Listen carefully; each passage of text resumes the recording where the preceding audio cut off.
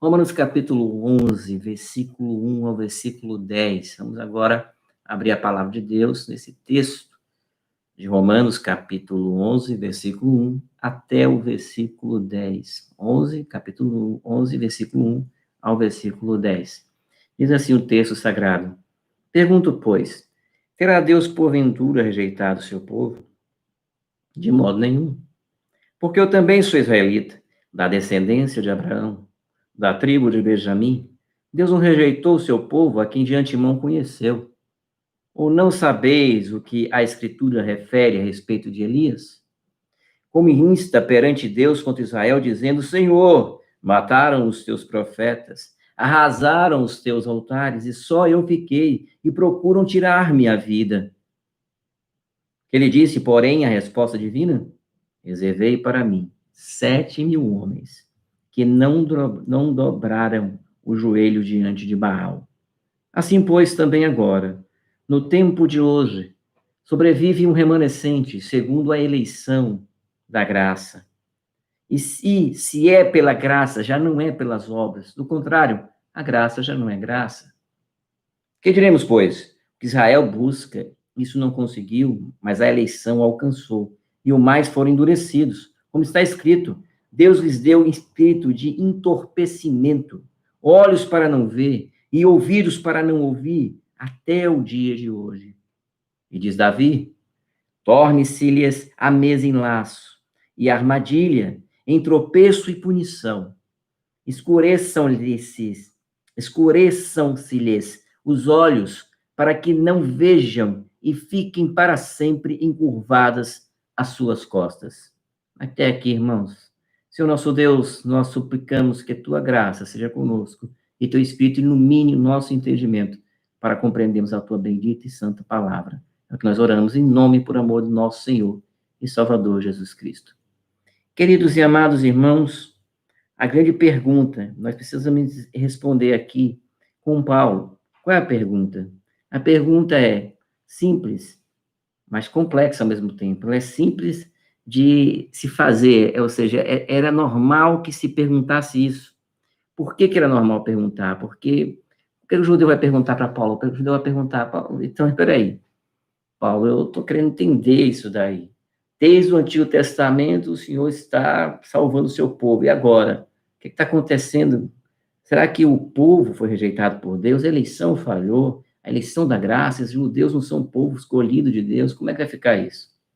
Então, Paulo, quando se apresentou à igreja de Roma nessa carta, quando ele disse para todos aqueles leitores da carta, ele já disse logo no início que ele é devedor de judeu e de grego, já junta dois grupos logo no início. Logo no prólogo, no início da sua carta, o apóstolo Paulo já traça os caminhos. Ele fala que é devedor de judeu, primeiro do judeu e depois do gentio. Ele é considerado apóstolo dos gentios. Então, vejam, meus irmãos, que dentro dessa ideia, essa ideia de Paulo, ele vai apresentar, então, uma forma de mostrar que tanto judeu e gentio estão perdidos. Ele conclui os primeiros capítulos, do capítulo 1 a 18 até 3, 20, todo perdido, perdição. Depois ele vai falar, todos precisam da justificação. 3:21 até capítulo 5. Todos precisam de justificação, todos os dois grupos, judeus e gentios. Depois, então, se é pela eleição da graça, não precisa mais fazer obras, não precisa cumprir a lei, então Paulo vai falar agora de santificação e a lei, como isso se adapta, como é que vai trabalhar isso. Então, capítulo 6, onde abundou o pecado, superabundou a graça. Capítulo 7, lei e graça, dizendo que agora o noivo morreu e a noiva morreu, então podem contrair novas núpcias. Ele vai falar em comparação entre Cristo e a igreja, Cristo o noivo e a igreja a noiva. Agora eles podem, porque a igreja morre com Cristo, então ela pode agora estar casada com a graça em Cristo Jesus. Romanos 8, a lei do Espírito Santo nos libertou da lei do pecado e da morte. Então agora nós estamos em Cristo, e onde o Espírito de Cristo está, há liberdade aqui dos pecados, né, para fazer qualquer coisa. Então, Paulo vai falar sobre isso. Capítulo 9, a pergunta óbvia dos judeus. E a eleição, Paulo? A eleição, a promessa. Onde é que fica essa promessa? Então, do capítulo 9 até o capítulo 11, é o que nós estamos vendo agora. As perguntas possíveis que os judeus fariam sobre a justificação pela graça, mediante a fé, à luz dessas perguntas, Paulo vai responder. Paulo, então, quer responder aqui agora para esses irmãos, que ele está se apresentando para eles agora, ele se apresenta para essa igreja, ele está tentando responder, imaginar alguém, um judeu, que um judeu perguntaria. E devemos lembrar que Paulo era judeu, portanto, não é estranho Paulo pensar como um judeu pensaria, ele é judeu. No capítulo, então, que nós vimos pela manhã, pelo texto anterior, você que não assistiu, não participou, não ouviu, vai lá dar uma olhadinha no nosso canal, e aproveita e curta o canal, e o que o texto diz? O texto diz assim, no capítulo 11, versículo 19, ele vai terminando e diz assim, pergunto mais, porventura não terá chegado isso a conhecimento de Israel? Moisés já dizia, por esse ciúmes, ele está mostrando vários textos de Moisés, ele mostra textos de Isaías, ele vai mostrar textos para mostrar o quê? Para aqueles, olha, a escritura já disse que o Senhor ia botar esse povo em ciúme, ia botar em zelo, ou seja, o Senhor ia trazer um outro povo, e a salvação, então, é em Cristo Jesus. Ele vai falar isso de maneira bem direta para aqueles irmãos que estavam lá, e aquelas pessoas ouvintes que estavam lá. Então, no versículo 17, ele diz assim, no capítulo 11, e assim a fé vem pela pregação, a pregação pela palavra de Cristo. O marcador do texto é que Cristo é o centro da mensagem de Paulo. Cristo é o centro. E aqui no capítulo 11, que nós acabamos de ler, Paulo, então, vai fazer a pergunta, pois. Veja que está cheio de pois, porque, portanto. Então, se você for começar a ler Paulo agora, você vai começar a perceber que Paulo sempre tem, portanto, como dizia, ele está sempre falando argumentativamente, e essa estrutura que o apóstolo Paulo utiliza. O povo de Israel, então, está se perguntando. Veja que o povo de Israel, com certeza ainda alguns judeus acreditam ainda que eles são o único povo eleito, com certeza isso acontece ainda hoje, não é? Se você pensar que Israel foi dado os oráculos de Deus, Deus se revelou a Israel. Tem igrejas que até hoje estão pensando nessa questão de Israel. Veja como é interessante, na Idade Média, eu falei pela manhã, que na Idade Média você tem uma perseguição muito grande aos judeus, aumenta a perseguição, o antissemitismo é muito grande nesse período. As pessoas estão dizendo que os judeus são inimigos da hóstia, são perseguidos pelo cristianismo da época medieval, do romanismo. Então você tem vários tipos de violência, você tem os tribunais da Inquisição na Espanha, você também vai ter depois em Portugal, aqui no Brasil vai acontecer, então eles vão ser expulsos de Espanha, vão para Portugal, Dom Manuel então manda aqui, rouba os bens deles, confisca, né, o nome mais bonitinho, eles vêm para o Brasil, vêm para cá, depois tem que fugir do Brasil, alguns deles fogem do Brasil, vão para outros lugares, porque é um povo perseguido, muito perseguido. Nesse momento agora que nós estamos vivendo, existe uma busca ao contrário agora, uma busca contrária. A busca de hoje é por elementos de Israel. Então as pessoas estão voltando para alguns rudimentos antigos, como a Bíblia fala, como o próprio Paulo fala, e como o texto de Hebreus fala. Estão voltando para relíquias. Tem pessoas voltando para a Idade Média, mas voltando para a busca de elementos judaicos. Então você vai encontrar em muitas igrejas candelabro, que são símbolos do judaísmo antigo. Você vai encontrar incenso, incensários e vários tipos de coisas. As pessoas estão dizendo até que acharam a arca, né? Reconstrução da arca, da aliança. E pessoas usando estolas, pessoas querendo títulos do Antigo Testamento, vocês já viram isso? Patriarcas, né? Não é patriarca, é patriarca, porque é maior. Então veja como essas pessoas estão retornando a elementos do judaísmo e colocando o estrela de Davi, vários outros tipos de coisa. Então veja como é o contraste. Se por um lado nós tivemos um período de perseguição, nós também agora estamos num período de misticismo com os elementos. Porque as pessoas falam, não, Israel é especial, Israel tem uma coisa para Israel, tem alguma coisa para Israel. Veja como alguns estão pegando Israel como uma coisa mais de amuleto, né? Já é complicado. Então, ao mesmo tempo, você não pode pegar Israel e colocar lá em cima, nem lá embaixo. Israel, Deus se revelou primeiramente a Israel, mas Israel é a luz que vai também trazer a luz aos gentios. Então, os dois caminham juntos agora na compreensão de Paulo. Vamos ver, então, que Paulo diz, olha só, versículo 1, pergunta, pois, terá Deus, porventura, rejeitado o seu povo?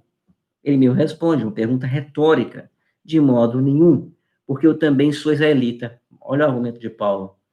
Paulo, não rejeitou o seu povo, eu sou israelita. Lembra que ele falou da eleição da graça? Lá atrás, capítulo 9, vai falar de Isaac, Ismael, o amor foi Isaac. Esaú e Jacó, amor foi quem? Jacó.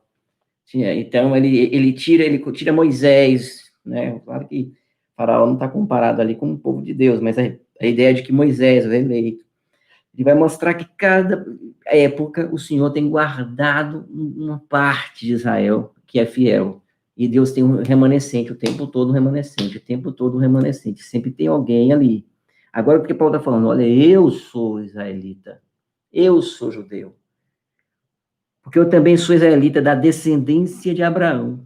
Então, ele vai logo para o quê? Para o argumento de Abraão. Lembra que eu falei que Paulo é um advogado minucioso, um advogado cuidadoso, vai colacionar provas, vai buscar provas, vai buscar argumentos. A retórica de Paulo é uma retórica do Antigo Testamento, é o que tem em mãos, ele tem em mãos é o Antigo Testamento.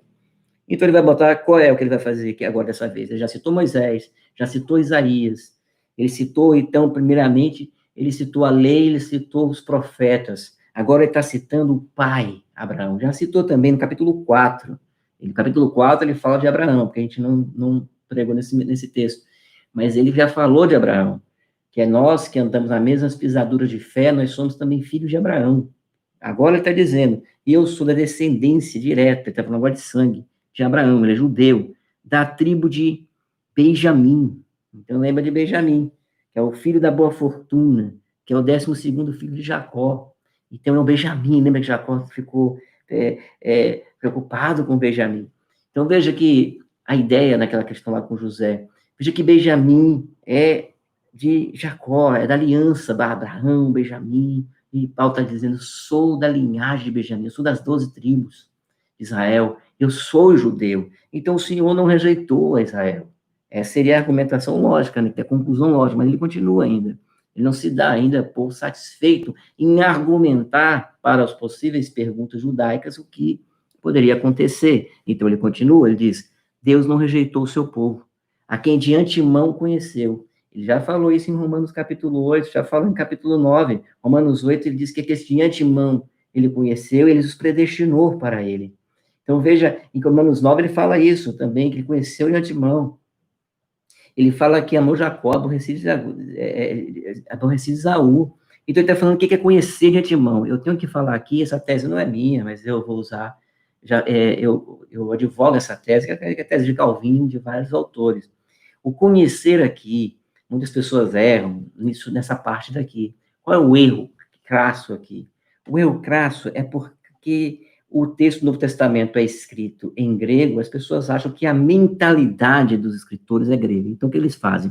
Eles pegam a palavra conhecer, e essa palavra conhecer, que é prognosco, né, que é a ideia de prognosco, que é a ideia de eu conheço antecipadamente ignoso, né, o gnosco, eu conheço, do grego. Eu sei que essas coisas de grego não é só para vocês entenderem, porque pegar a palavra grega, a ideia, essa palavra é uma junção de duas palavras, ele pega essa palavra e diz assim, é conhecer, gnosis, conhecimento. Então, ele conhece antecipadamente. Então, as pessoas falam assim, Deus antemão lhe viu, pelo conhecimento, ele viu, ele enxergou uma realidade. Isso aqui está o erro. Quando eles falam isso, eles estão dizendo assim, Deus viu a história, ele olhou a história no futuro, ele deu uma espiadinha no livro. É como se Deus, você desse um livro para ele, um livro de história da humanidade, e aí você dá o livro para ele e fala, deixa eu ver esse livro. Aí ele olha o prefácio e ele olha o fim do livro. Aí olhou o fim, ele sabe porque ele viu. Não tem nada a ver isso daí. Essa visão que as pessoas têm é uma visão equivocada. Então eles acreditam, essas pessoas, que Deus elegeu porque viu antes que alguém ia conhecer. Olha que história bastante confusa. Essa história é muito confusa. Tem autores, MacGregor escreve Soberania Banida, um livro muito bom da nossa editora Cultura Cristã. Estou fazendo propaganda, não ganho nada por isso, só para quem gosta de estudar livros, né, assim, extras, né? Todo mundo gosta de estudar, mas assim, estudar algum livro extra. Então, nesse livro, MacGregor usa um exemplo assim interessantíssimo. Ele diz assim: quem foi que escreveu a história do futuro para que Deus olhasse a história do futuro e depois voltasse e escrevesse que a pessoa aceitaria crer nele? Então, é uma visão filosófica complicada, é uma visão bem difícil. MacGregor chega a falar de filosofia. Ele fala de dois pensadores importantíssimos da filosofia pré-socrática. Quais são esses dois pensadores? Ele fala de Parmênides e ele fala de Heráclito. Parmênides acreditava que a realidade é una, é apenas uma, não existe mais de uma realidade. A realidade que nós temos é essa que você está vivendo aí. Não existe realidade mais nenhuma. E não existe movimento. Ele chega a fazer uma explicação da flecha, que a flecha ocupa o mesmo lugar no espaço o tempo todo. Então, o movimento é aparente, mas ele não está querendo dizer que a flecha não vai ao encontro do seu alvo, não é nada disso. O argumento dele é uma questão de realidades diferentes. Não, é a mesma realidade. A realidade é uma. Mas não vou cansá-los com a filosofia, mas só para vocês entenderem. A outra visão seria a visão de Heráclito. Heráclito é aquela frase famosa, ele diz que ninguém toma banho no mesmo rio, porque nem a pessoa é a mesma, nem o rio é o mesmo. Então, ninguém toma banho no mesmo rio. Você pode estar no mesmo lugar no rio, mas a água passou.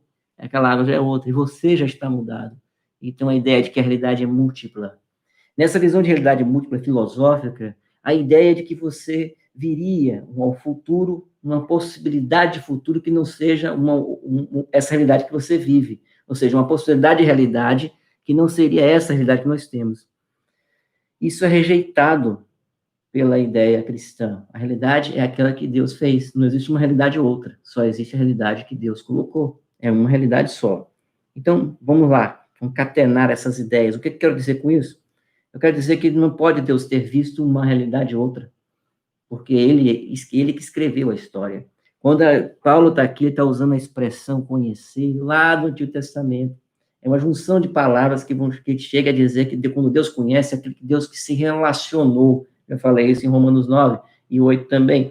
Deus se relacionou com esse povo. Então, o conhecimento de Deus é de relacionamento, de antemão, antes da fundação do mundo. Deus lá na fundação do mundo.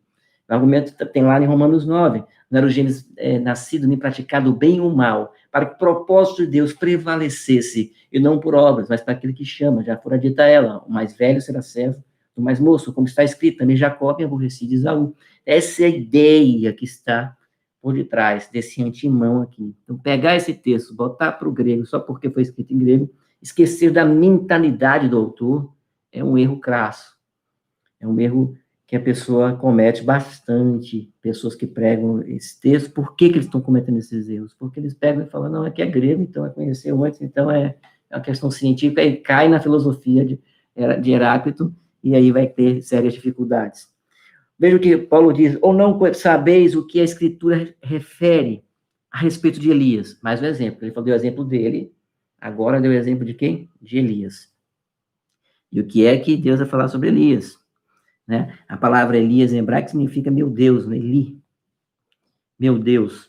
Como insta perante, a ideia é meu Deus é Jeová, né, de Elias. Meu Deus é Jeová, né? Só meu Deus não. Como insta perante Deus contra Israel, dizendo, Senhor, mataram os teus profetas. Foi o que a gente viu lá em 1 Reis 19, lembra do versículo 1 a 18. Senhor, mataram os teus profetas, arrasaram os teus altares. Essa é a condição de lá de Elias. Acabaram com tudo. E só eu fiquei. Quando fala que matou o profeta, o que está acontecendo? Os profetas de Deus, a palavra Nabi, significa falar da boca de Deus. Deus falava no povo pelos profetas. Matar os profetas é como se fosse assim, calando a voz de Deus, né, de alguma forma. Matar os profetas, simbolicamente. Profanar o templo é a presença de Deus. É como se alguém hoje viesse no Brasil e tirasse a nossa bandeira, né? É você profanar. Você chegou num lugar lá, entrou e está lá no, sei lá, no Palácio da Alvorada, assim, não sei, tá? Aqui eu não estou falando de política não, porque eu nem sei, nem acompanhei hoje não. Eu sei que está tendo manifestação, depois eu vou saber depois, viu? Mas é a ideia de alguém tomar o lugar, aquelas pessoas que brincam de bandeirinha, né? Que tem que pegar a bandeira do outro, é a ideia de invasão máxima. Alguém pegou, invadiu a sua casa e acabou com tudo. Entrar no templo do Senhor, ali é algo mostrar que eles são mais poderosos do que o Deus Yahvé. Então é algo muito forte. E ele diz, só eu fiquei e procuram tirar a minha vida. Ele temeu. Cadê Deus? Que ele disse, porém, a resposta divina. Vocês viram lá qual foi a resposta. O Senhor, várias vezes, buscando Elias e dizendo, Elias, o que você está fazendo aí na casa? Vai fazer o seu trabalho, Elias.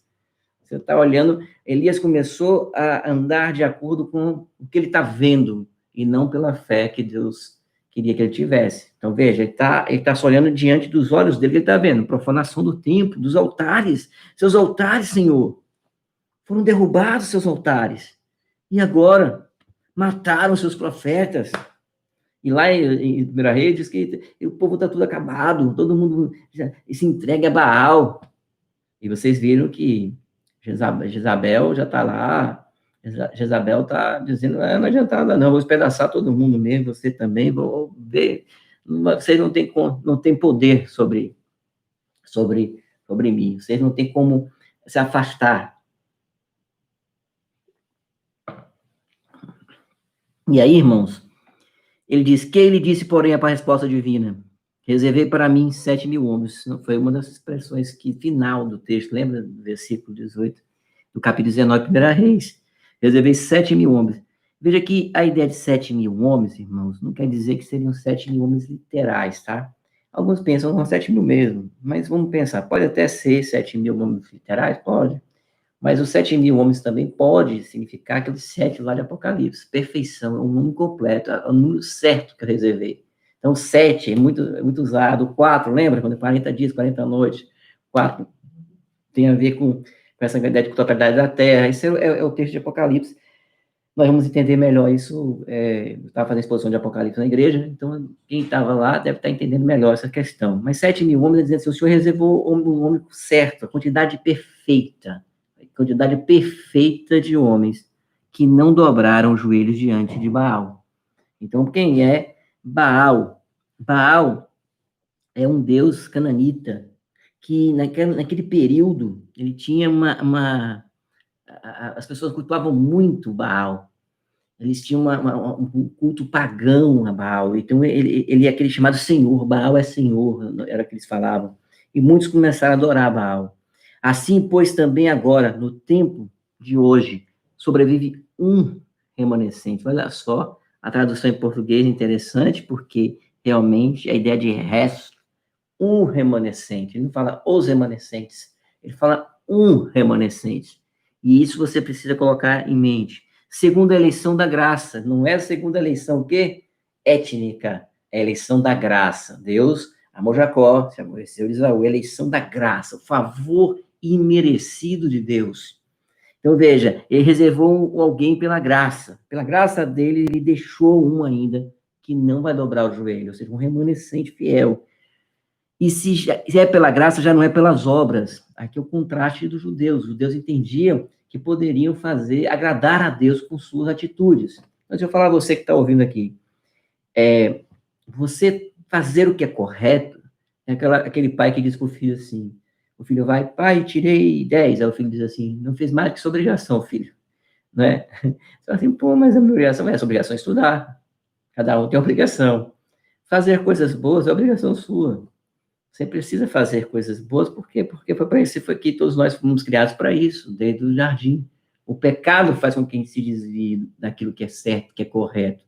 Então, pessoa se orgulhar porque está fazendo coisas certas e dizer, vou ser salvo porque eu faço coisas certas. Não é a ideia de Paulo.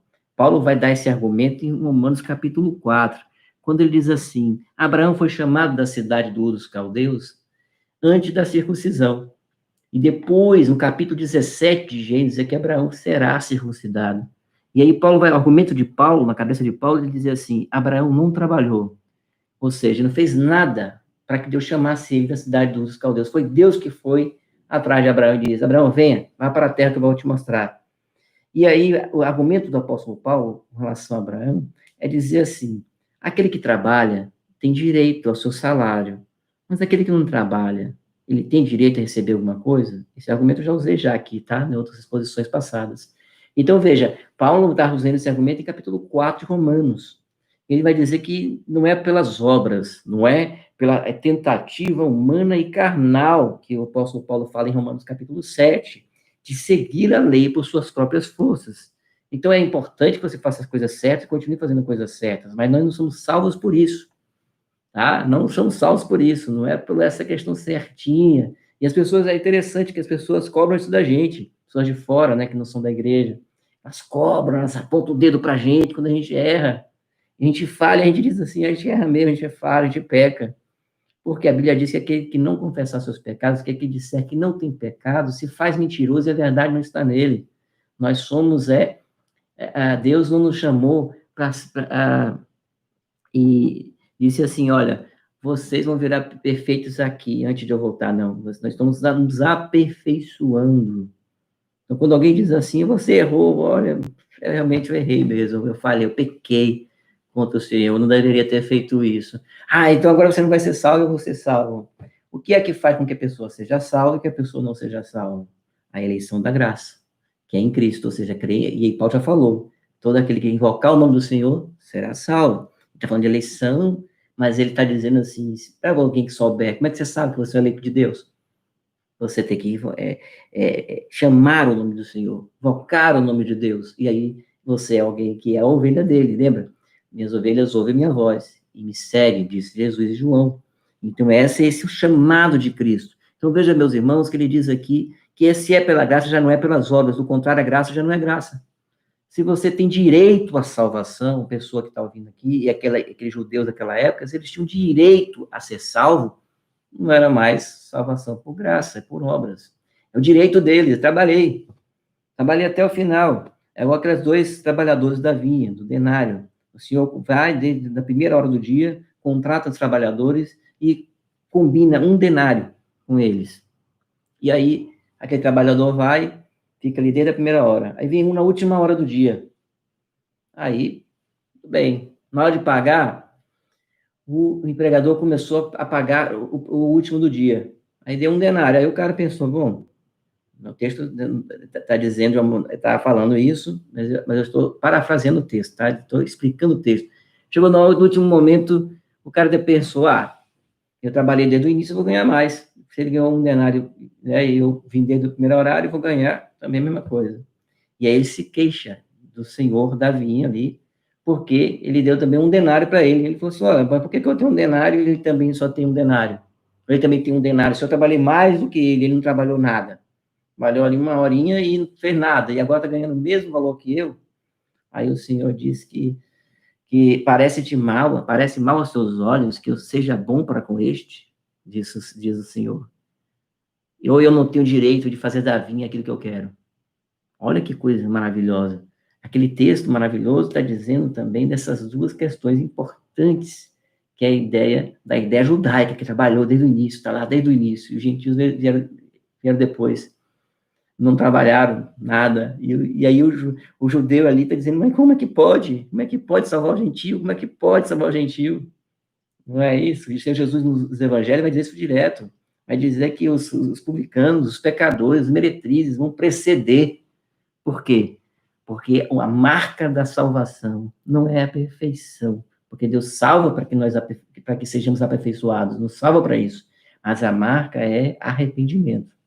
O Martin Lloyd Jones, pregador maravilhoso aí que do século XX, o Martin Lloyd Jones vai dizer o seguinte, que a porta para o reino, é o nome de uma mensagem dele, nos sermões evangelísticos dele, a porta para o reino é o arrependimento. É o arrependimento.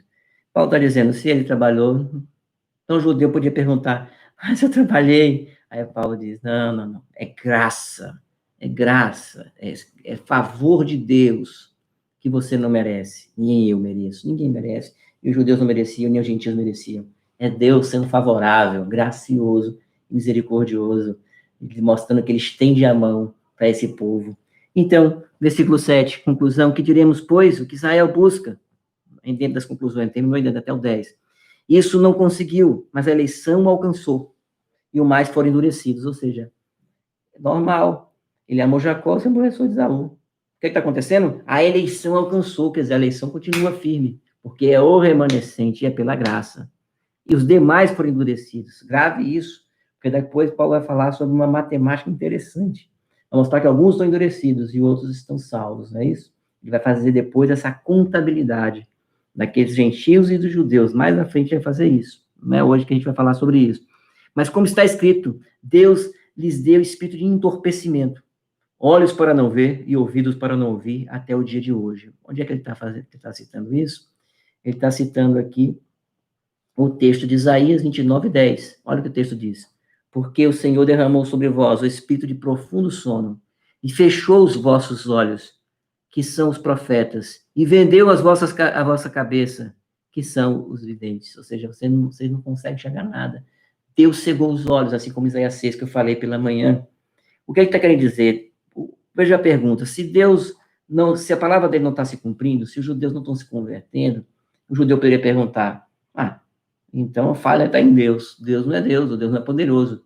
Aí que o Paulo está dizendo, não, Deus é tão poderoso, que o que está acontecendo aqui, a rejeição de vocês, de parte que endureceu, de parte do judaísmo, porque tem muitos judeus aqui em Roma, que estavam lendo essa carta, ou seja, judeus convertidos, e o próprio Paulo diz, eu sou israelita da tribo de Benjamim. E o que ele está dizendo? O que está acontecendo aqui é pela soberania, ou seja, pelo decreto eterno de Deus, está dentro da vontade soberana e maravilhosa de Deus. Então, veja, meus irmãos, que aqui Paulo está defendendo que a aliança e a eleição da graça alcançou, sim, os judeus. Continua a eleição, não falhou. Citou Abraão, não foi? Citou Isaías, agora está quem? Davi. E diz Davi, torna-se-lhe a mesa em laço, e armadilha em tropeço e punição. Escureçam-se-lhes os olhos, para que não vejam, e fiquem para sempre encurvadas as suas costas. Ele está citando o Salmo 69, 22 a 23. Diz assim, sua mesa torne-se-lhes diante deles em laço, e a prosperidade em armadilha. Obscureçam-lhes os olhos, para que não vejam, e fazem que sempre lhes vacile o dorso. Meus irmãos, que palavra dura aqui. Paulo ainda vai dizer que tem uma promessa para Israel, então aguarde ainda a próxima mensagem. Mas que palavra dura que Paulo está dizendo para aqueles irmãos. Ele está dizendo que aqueles que estão ouvindo e se converterem em Cristo é porque Deus alcançou por sua graça em Cristo. Cristo é o remanescente fiel. Então, em Cristo, e na crença em Cristo, no eleito de Deus, como está lá em Gálatas, fala o descendente, não os descendentes, ou seja, Cristo representa o Israel de Deus. Isso é muito importante você entender isso, que em Cristo nós somos Israel de Deus, tá?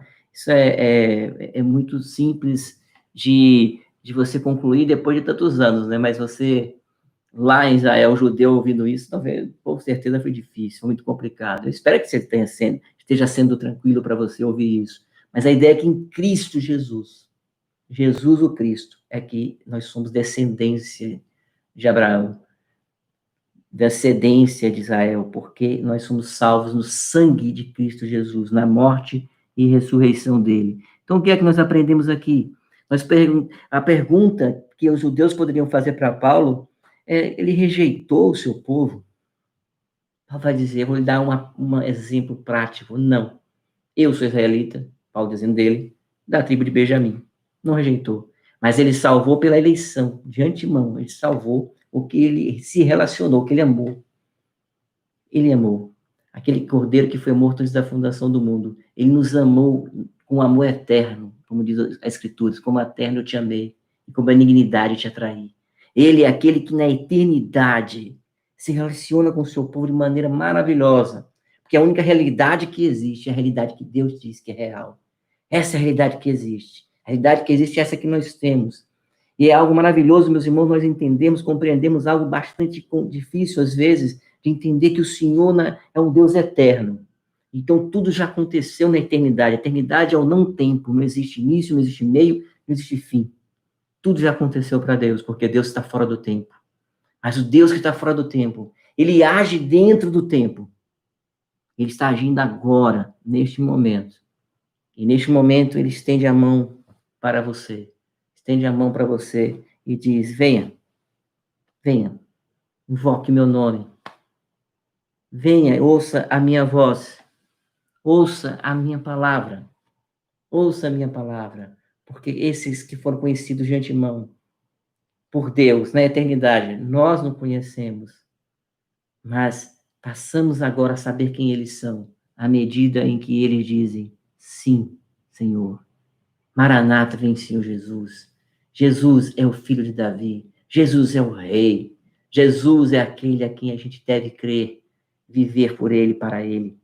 Porque diz a Bíblia que para ele, por ele são todas as coisas.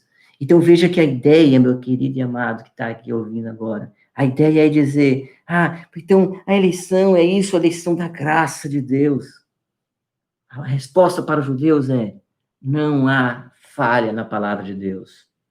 Hoje você que é gentil, eu que sou gentil, pessoas que estão ouvindo a mensagem de Deus hoje, muitos que estão já aqui, né, que já estão me ouvindo, que já são cristãos, já conhecem ao Senhor Deus de tudo. Ele tem que, você pode pensar assim, Senhor, como o Senhor é maravilhoso, porque no tempo da minha vida, o Senhor um dia foi lá e me alcançou. Às vezes o Senhor usa métodos, meios tão distintos para cada um de nós. Com Paulo ele usou um método, com Pedro e João, seu pai, venha, me sigam.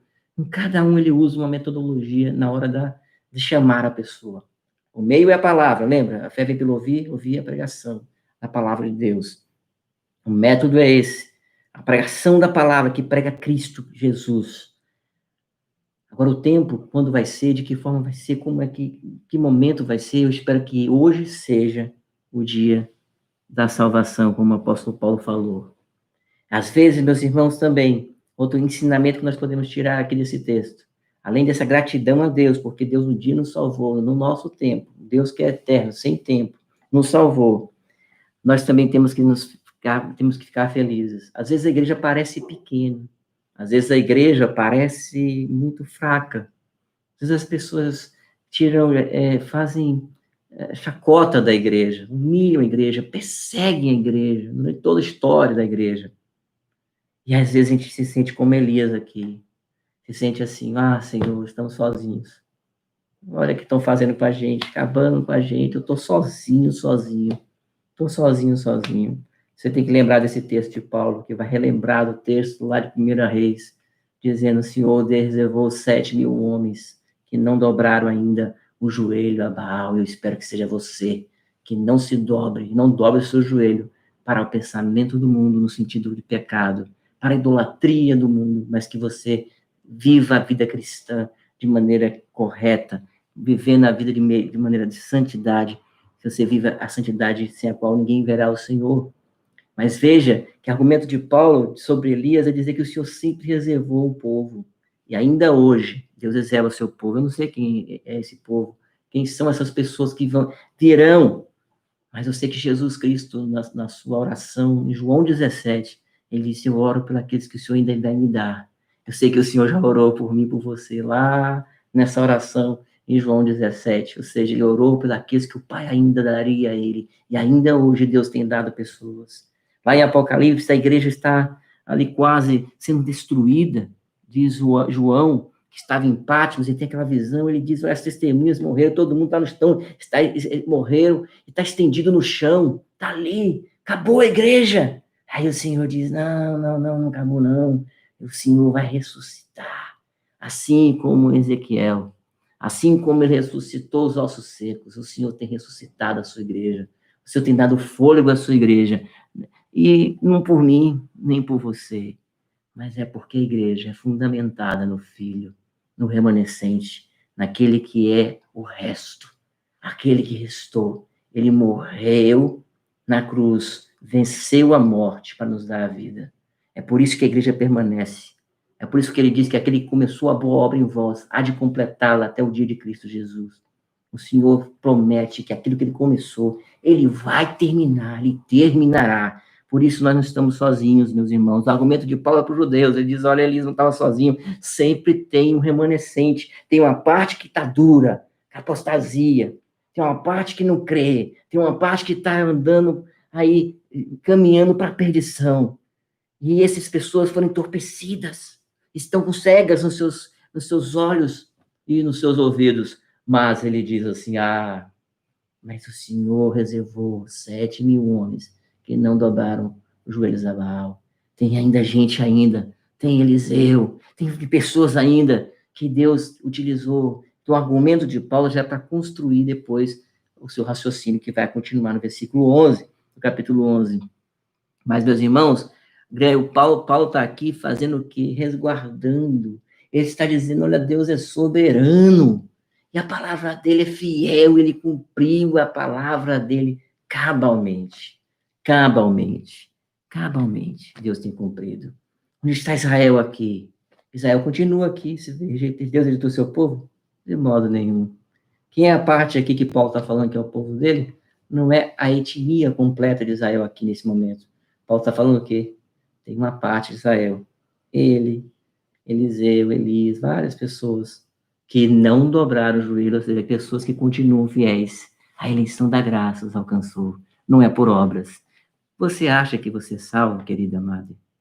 Você acha que você é salvo pelo que você faz? Então, mesmo que você tenha total controle do que você faz, você seja uma pessoa maravilhosa, eu não duvido disso. Eu tenho que te dizer, eu tenho que te falar, eu tenho que ser sincero contigo, não posso te enganar. Eu tenho que te dizer que você está perdido. Porque se você acha que é você salvo porque você é bom, você não entendeu ainda que bom só tem um: Jesus, o Cristo.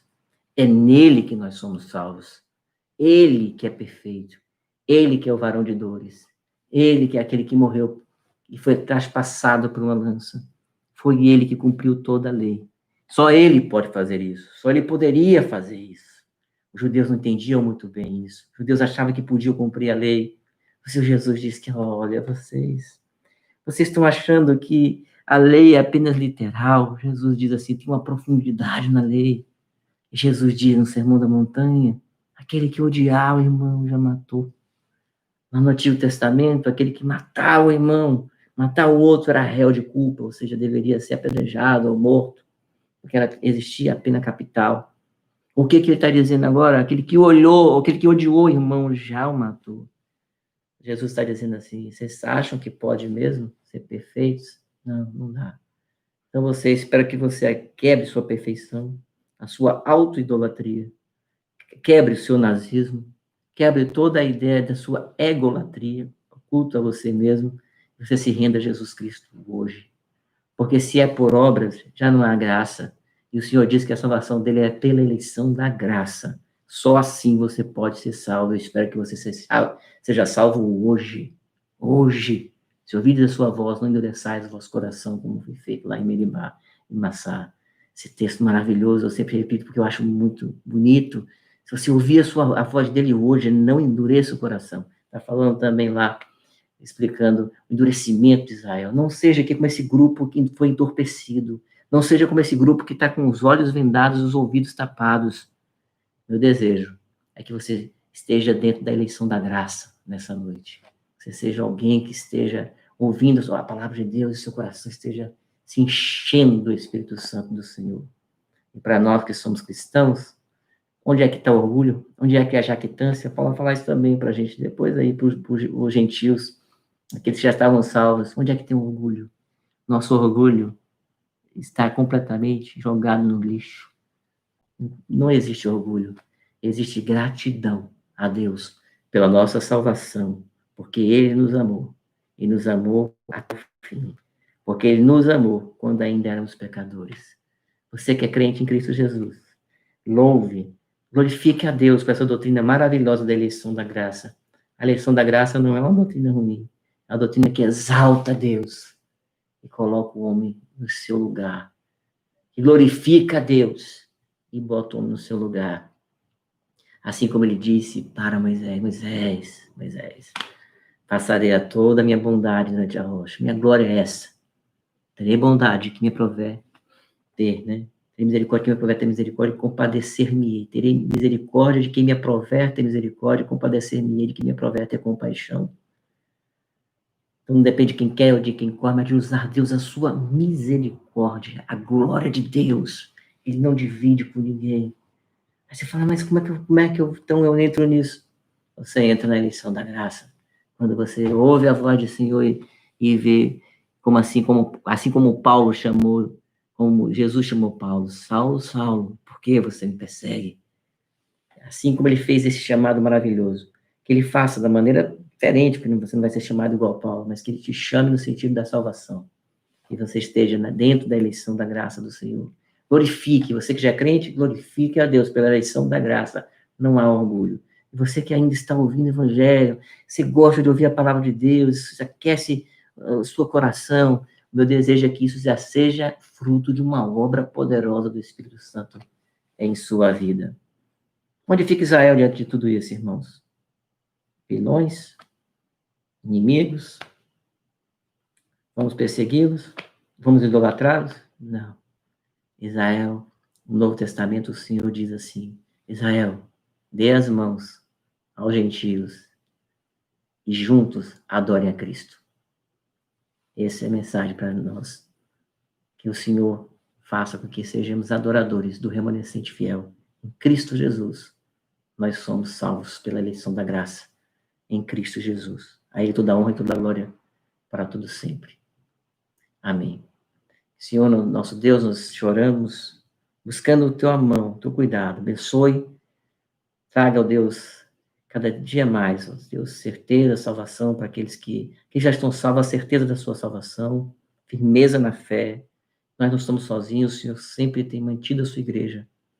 Apesar de nós, o Senhor tem mantido a igreja, apesar de nossas falhas, apesar dos nossos pecados, dos nossos defeitos, o Senhor tem mantido a sua igreja no perfeito que é Jesus Cristo. Tem muitas pessoas que podem estar escutando agora essa mensagem, Senhor. Meu desejo de coração é que tua graça maravilhosa, a eleição da graça os alcance. Meu desejo é que na eternidade eles estejam enrolados no livro da vida. Que o Senhor tenha conhecido, amado de antemão, e que eles possam agora, ó Deus, ouvir a tua palavra e acalentar o coração e ter a certeza da salvação em Cristo Jesus. Que o Senhor nos abençoe, que o Senhor nos guarde, nos dê uma semana em paz. Abençoe cada um que está aqui e aqueles que ouvirão essa mensagem depois. Abençoe os enfermos, os necessitados, aquelas pessoas que estão passando por dificuldade no Brasil e no mundo. Que o Senhor os alimente, os sustente e faça com que nós também sejamos misericordiosos. Assim como o Senhor coloca, ó Deus, derrama misericórdia sobre nós, que também, ó Deus, sejamos misericordiosos com as pessoas, tanto no sentido material, como no sentido espiritual da pregação da tua palavra. Sejamos missionários, onde quer que andemos. É em nome de Jesus que nós oramos e suplicamos.